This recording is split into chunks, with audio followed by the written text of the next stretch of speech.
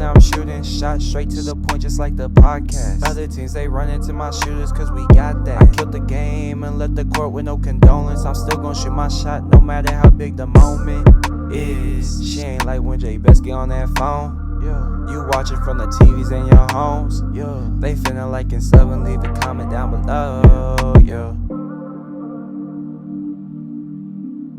Yo, it's your boy Bess, your boy Rell, and your boy Jerrick, and welcome back to the Straight to the Point podcast, y'all. We on season 4, man. Season 4, episode 1, fellas. How y'all doing? Doing good. Can't complain. That's what's up, y'all. We got Jerrick, who's in college right now, y'all. Officially in college. Jerrick, how's it going so far? It's been cool, first week of classes just got over with. It was very light, a couple classes got canceled here and there, so I was appreciative for that. But, it's been cool so far. Very easy, very smooth. That's what's up.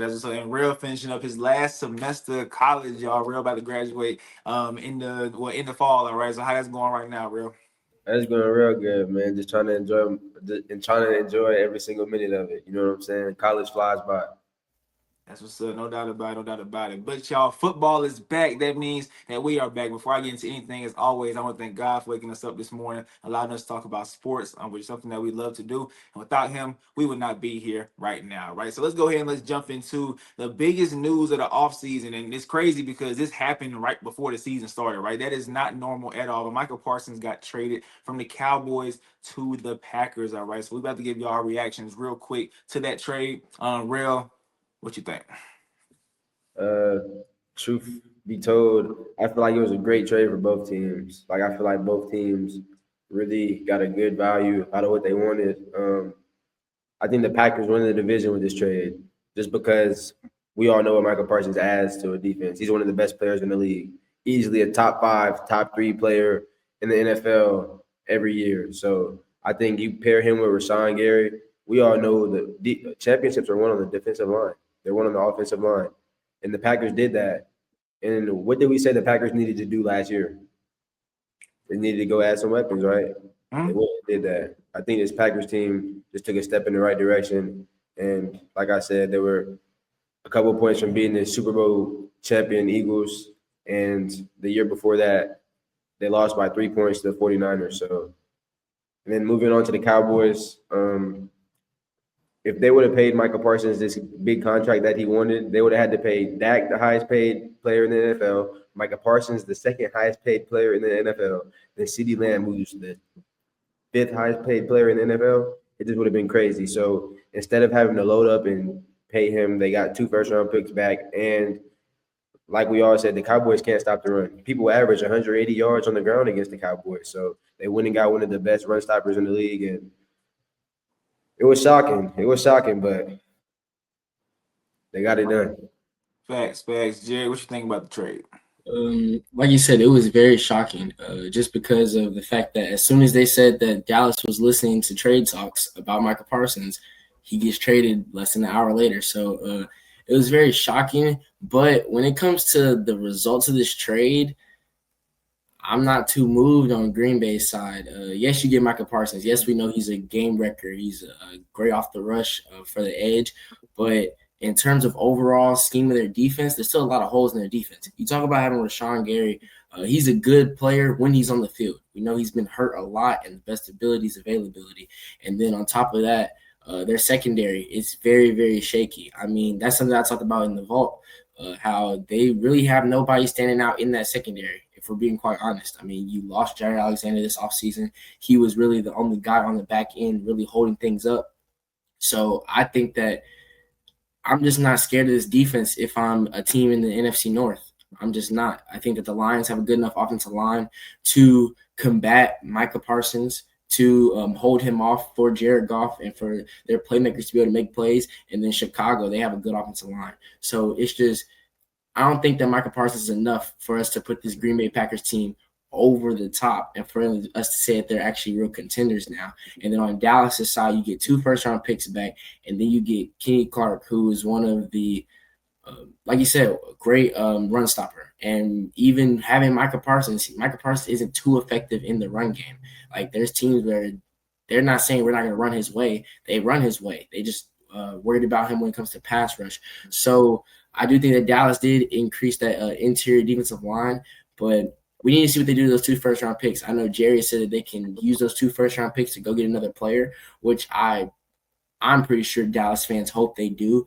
But it was a little weird because right after that, they ended up paying DeRon Bland a pretty significant contract for the caliber of player that he is. I don't think that he's worth that contract. I feel like maybe if they really did want to get a deal done with Micah Parsons, they could have did that and not paid DeRon Bland. But, I mean, pretty much overall, I think it's just even across the board. The Packers got a great player, but that's not going to change their trajectory for this season.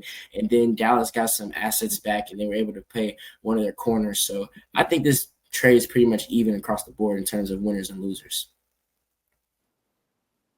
All right, so I think off rip, just basic knowledge, right? The Packers were a playoff team last year, right? And they low-key, they didn't lose to the Eagles that bad. It was a pretty solid game. And you just added Micah Parsons, who can be a game wrecker, right? So that defense, like you said, it's not that great outside of Micah and Rashawn Gary, really, but they also have Xavier McKinney, who was second in interceptions last year as a safety, right? When you add a guy like Micah Parsons, that helps the corners out, right? They don't got to cover for that long. I don't think DeRon Bland and Trevon Diggs are all that. But I think when you had a Micah Parsons there that can get to the quarterback so fast, it made them better, right? So I think that you're talking about how the secondary is still shaky. I think that they're going to be better with 2 guys that can get to the quarterback. And now Rashawn Gary's not alone anymore, right? Rashawn Gary got a running mate. So one of them won't get to the quarterback.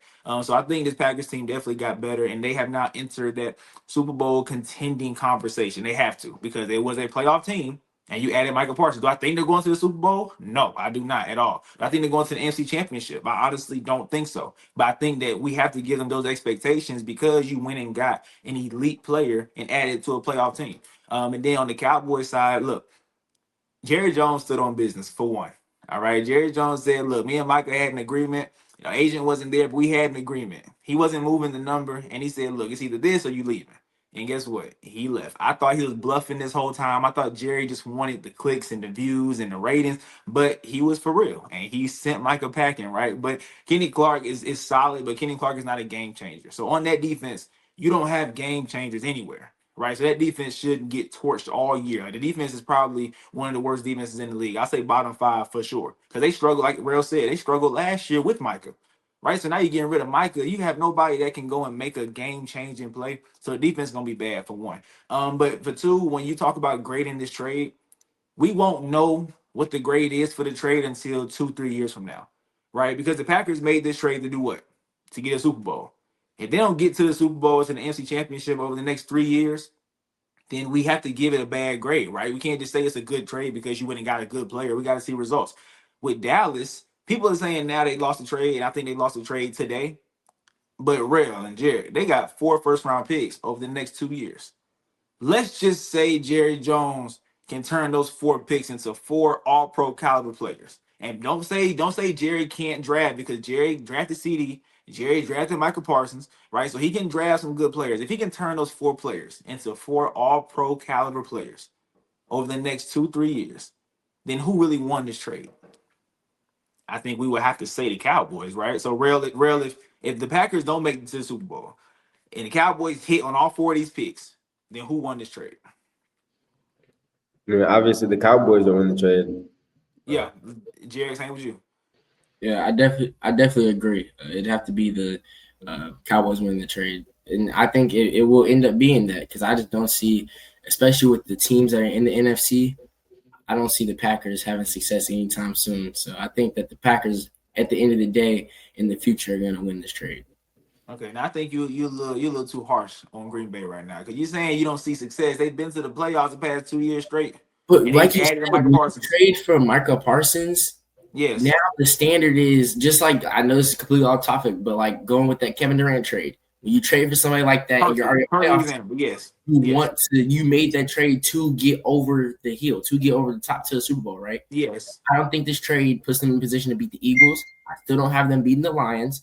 Teams like the 49ers, I don't think that this trade puts them in position to beat the teams that I have at the top of the conference. So I just look, I'm not moved by it. I know whenever the Steelers have to play Green Bay, I'm not concerned. I'm not going to be worried about it. Okay, that's somebody tripping right now. I ain't gonna lie. Somebody tripping. I'm not Season 4, Look at episode 1. Look at what happened last year when we played the Cowboys. Micah Parsons wasn't We that lost.